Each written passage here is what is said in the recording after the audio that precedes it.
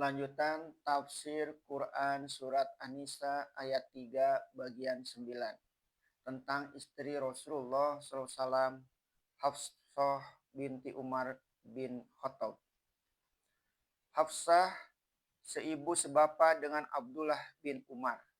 Ayahnya orang besar yang kedua di samping Abu Bakar, yang selalu berada di sisi Rasulullah SAW.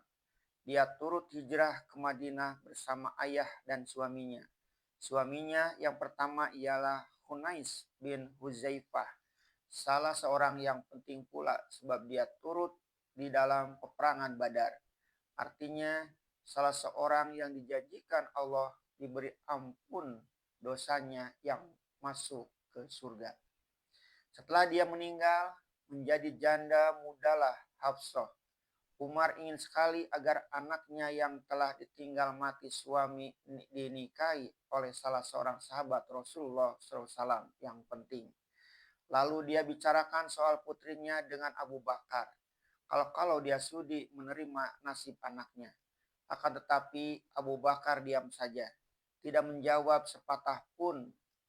Umar marah. Kemudian dia bicarakan pula nasib anaknya itu kepada Utsman bin Affan. Kebetulan waktu itu Utsman baru ditinggal mati istrinya Ruqayyah, anak perempuan Rasulullah SAW. Artinya Utsman menantu Nabi SAW. Waktu soal itu dibicarakan Umar dengan dia menjawab saja dengan pendek, "Aku belum berniat beristri sekarang." Umar bertambah marah karena kedua sahabatnya itu tidak mempedulikan keinginannya. Lalu dia pergi mengadukan halnya kepada Rasulullah SAW bahwa permintaannya dipandang enteng oleh kedua sahabatnya. Rasulullah SAW mengetahui benar tabiat sahabatnya satu demi satu dan sangat pandai menghadapi perangai mereka.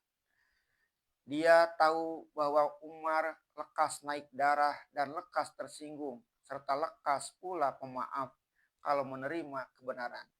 Melihat mukanya kusut sedang menceritakan lamarannya yang tulus itu, tidak dijawab sepatah pun oleh Abu Bakar, sedang Utsman menolak saja dengan kata pendek.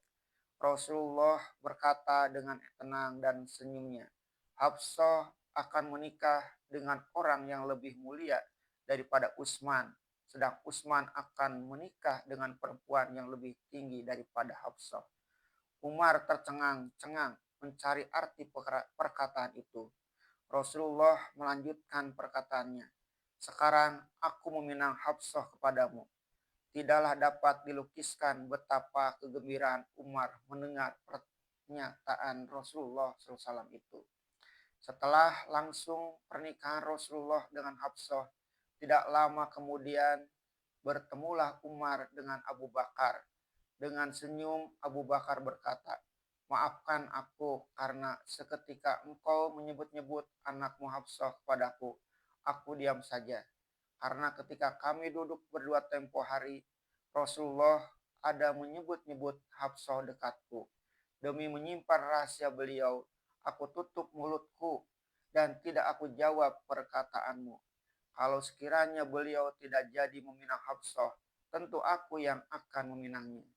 Rasulullah menikahi Hafsah setelah 30 bulan beliau berpindah ke Madinah. Di antara istri-istri beliau, ibu orang yang beriman Hafsah itu adalah paling keras tabiatnya, menyerupai ayahnya pula, lekas naik darah, sehingga satu kali pernah Rasulullah marah, langsung menceraikannya. Bukan main ibanya hati Umar setelah anaknya disuruh pulang oleh Rasulullah SAW, sehingga diambilnya tanah dan diserahkannya di atas kepalanya sendiri sambil berkata, "Apa artiku lagi kalau anakku telah beliau ceraikan?" Berkatalah Uqbah bin Amir, "Datanglah malaikat Jibril kepada Rasulullah SAW, menyuruh beliau rujuk kembali." Berkata Jibril, "Rujuklah kembali kepada Hafsah. Dia adalah seorang perempuan yang selalu berpuasa dan selalu bangun untuk bersolat malam. Dia adalah istrimu sampai ke surga esok." Katanya pula, "Kembalilah kepadanya kasihanilah Umar. Setelah Sayyidina Umar luka parah karena ditikam pendurhaka Abu Lu'lu'ah, beliau wasiatkan kepada Hafsah menyuruh menyimpan mushaf Al-Quran yang telah dikumpulkan dalam zaman Abu Bakar.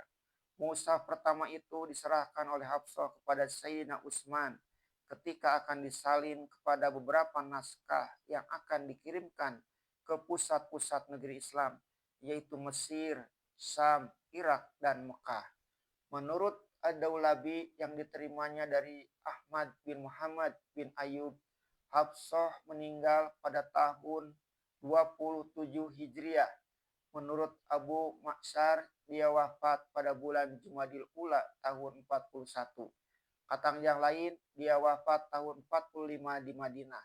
Ia mensolatinya dan memikul jenazahnya ialah Marwan bin Hakam. Karena ketika itu Marwan menjadi gubernur Muawiyah di Madinah. Zainab binti Huzaimah. Ayah Huzaimah dari keturunan Hilal bin Amir. Sebab itu nama beliau selalu ditulis Zainab binti Huzaimah binti Haris al-Amiriyah.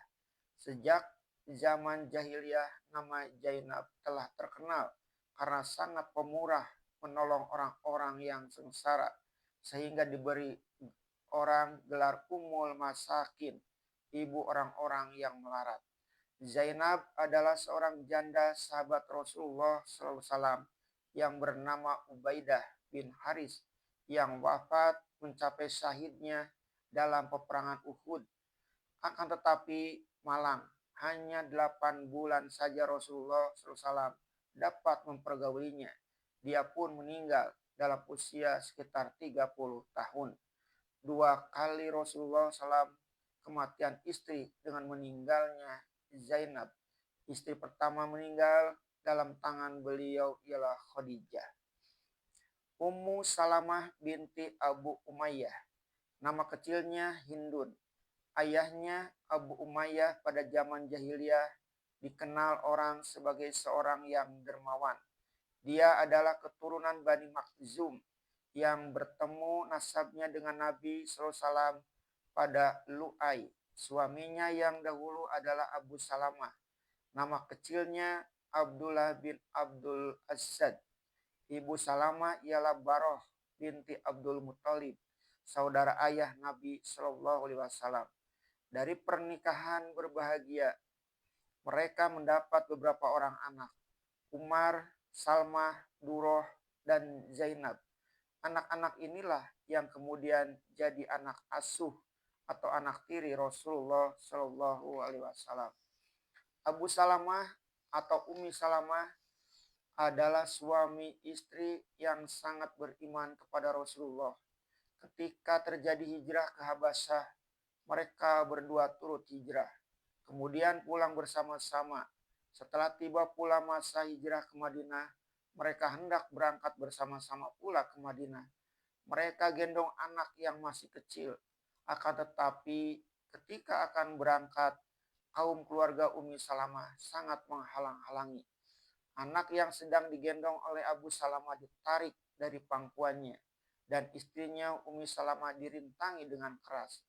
Abu Salamah terpaksa berangkat terlebih dahulu seorang diri. Setahun lamanya Ummi Salamah duduk bersedih hati karena terpisah dari anak yang ditarik dari golongan ayahnya, tidak diserahkan kepadanya karena takut akan dilarikannya mengikuti suaminya. Tetapi setelah setahun dia berpisah dengan suami dan dijauhkan dari anaknya yang kecil. Dia selalu menangis saja sehingga kian lama kian kuruslah badannya. Rupanya ada keluarganya yang kasihan melihat. Lalu dia dibiarkan menuruti suaminya dan diserahkan pula anaknya kepadanya. Dia pun berangkat. Kemudian terjadilah peperangan Badar. Suaminya yang dicintainya mencapai syahidnya di perang Badar. Setelah lepas masa berkabungnya, datanglah Rasulullah menziarahinya. Beliau pun bertanya, tidaklah dia bercita-cita hendak menikah